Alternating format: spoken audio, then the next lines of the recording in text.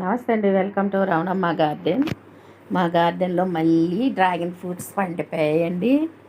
చెట్టు నింపగా పిందె, పువ్వు, పళ్ళు ఉన్నాయండి. అవి హార్వెస్ట్ చేసేద్దామండి ఎన్ని ఉంటాయని. చూసారా ఎంత? ఈసారి ఇది థర్డ్ టైం అండి నేను కోయడం. ఫస్ట్ సెకండ్ కోసాను, ఇది థర్డ్ టైము. ఫస్ట్ టైం పెద్దవి వచ్చాయి, సెకండ్ టైం బాగా చిన్నవి వచ్చాయి, ఇప్పుడు థర్డ్ టైం చాలా పెద్దగానే పళ్ళు పండాయండి. ఎందుకంటే వర్షాలు, దానికి తోడు నేను మ్యాంగో ఫర్టిలైజర్ బాగా ఇచ్చాను మొక్కలకి, బనానా ఫర్టిలైజర్ ఇచ్చాను. మరి వీటి వల్ల మరి ఇలాగా సైజు కొద్దిగా పెరిగాయండి.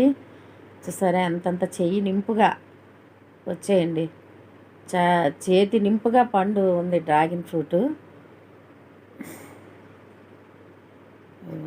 అదొక పండు ఉంది. ఈసారి మాత్రం చాలా పెద్ద సైజు వచ్చాయండి. 6 పళ్ళు కోసాను. ఇంకా వంకాయలు చూడండి పండిపోయి. మొన్న కొంచెం కోసాను, చక్కగా గుత్తి వంకాయ కూర వండుకొని తిన్నాము, చాలా టేస్ట్గా ఉన్నాయండి. ఈసారి సాంబార్కని కోద్దామని కోస్తున్నాను. ఉన్న కాయలన్నీ కోసేస్తున్నానండి. ఇంకా చిన్న చిన్న పిందులు ఉన్నాయి. మన మిద్దె తోటలో పండించుకున్న కాయగూరలు కానీ పళ్ళు కానీ చాలా టేస్ట్గా ఉంటాయండి, బాగుంటాయి. అందుకనే మరి మనం పండించుకోవడమే, మిద్దె తోటలో పండడమే ఎక్కువ గొప్ప. వాటిని వేస్ట్ చేయకూడదు కదా, ఎప్పటికప్పుడు మనం హార్వెస్ట్ చేసుకొని వండుకుంటుండాలి.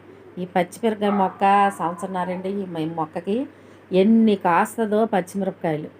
మాకు ఎప్పుడు కావాలంటే అప్పుడు ఇప్పుడు కాయలు తెచ్చేసుకుంటున్నాండి. వీడియోలో వచ్చాయి. ఈసారి పచ్చిమిర్చి, వంకాయ, డ్రాగన్ ఫ్రూట్స్. మనసారి దొండకాయ, డ్రాగన్ ఫ్రూట్స్, వంకాయ కోసానండి. డ్రాగన్ ఫ్రూట్స్ చూసారు ఎంత జ్యూసీగా ఉందో. మన ఆర్గానిక్గా పండించుకున్న పంటలు ఇలా ఉంటాయండి. చూసారా అది ఎంత జ్యూసీగా ఎంత బాగుంటుందో, తింటే చాలా టేస్ట్గా ఉంటుందండి. మన మిద్దె తోటలో పండించుకున్న పంట అంత బాగుంటుంది. వీడియోలు చూస్తున్నారు కానీ లైక్ చేయండి, షేర్ చేయండి, సబ్స్క్రైబ్ చేయండి.